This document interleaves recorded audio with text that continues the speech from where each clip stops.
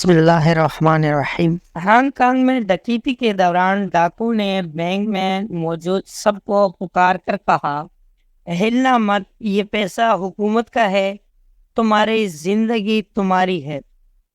Bank میں سب خاموشی سے لیٹ گئے۔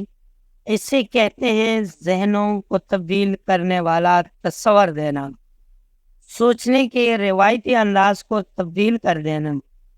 جب ایک خاتون جذباتی انداز کے ساتھ میز پر لیٹی تو ڈاکو اس پر چلایا، مذہب بنے، یہ ڈکیتی ہے، ریپ نہیں۔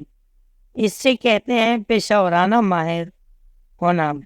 صرف اس بات پر توجہ مرکوز کریں کہ آپ کو کیا کرنے کی تربیت دی گئی ہے۔ جب ڈاکو بینک سے واپس گھر آئے تو چھوٹے ڈاکو جس کی تعلیم MBA تھے نے بڑے ڈاکو جس کی تعلیم پرائمری تھی سے کہا، بڑے بھائی آئیے گنتے ہیں کہ ہم نے کتنا پیسہ اٹھایا ہے۔ بڑے ڈاکو نے ڈانٹتے ہوئے کہا، تم بہت بیوقوف ہو، اتنا پیسہ ہے، اسے گننے میں بہت وقت لگے گا۔ آج رات TV نیوز ہمیں بتائے گا کہ ہم نے بینک سے کتنا پیسہ لوٹا ہے۔ اس سے کہتے ہیں تجربہ۔ آج کل تجربہ کاغذی ڈگری سے زیادہ اہم ہے۔ ڈاکو کے جانے کے بعد بینک مینیجر نے بینک سپروائزر سے کہا کہ پولیس کو جلدی سے بلائیں، لیکن نگران نے اس سے کہا، رکو، آئیے اپنے لیے بینک سے $10 ملین نکالیں اور اس سے $70 ملین میں شامل کر دیں جو ہم نے کچھ عرصہ پہلے بینک سے غبن کیا تھا۔ اس سے کہتے ہیں بہتر موج کے ساتھ تیرنا، ایک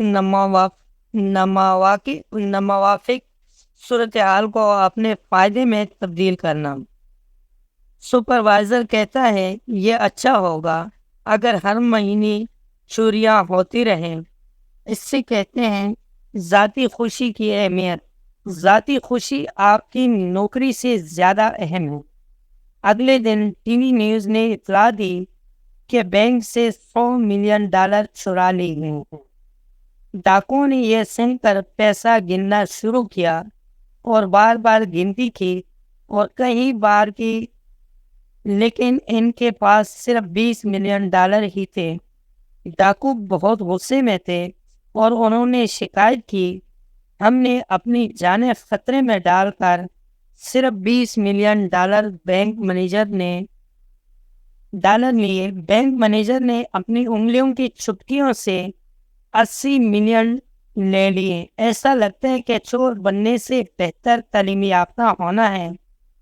اس سے کہتے ہیں علم کی قیمت سونے کے برابر ہے۔ دوستوں، آج کی ویڈیو آپ کو کیسی لگی؟ امید ہے کہ ویڈیو پسند آئی ہوگی۔ اگر ویڈیو پسند آئی ہو تو ویڈیو پر لائک کر لیں، کمنٹ میں اپنے رائے کا اظہار ضرور کر لینا، اگر ہو سکے تو شیئر کر لینا اور چینل کو سبسکرائب کرنا مت بھولیں۔ ملتے ہیں اگلے ویڈیو میں، تب تک کے لیے اللہ حافظ۔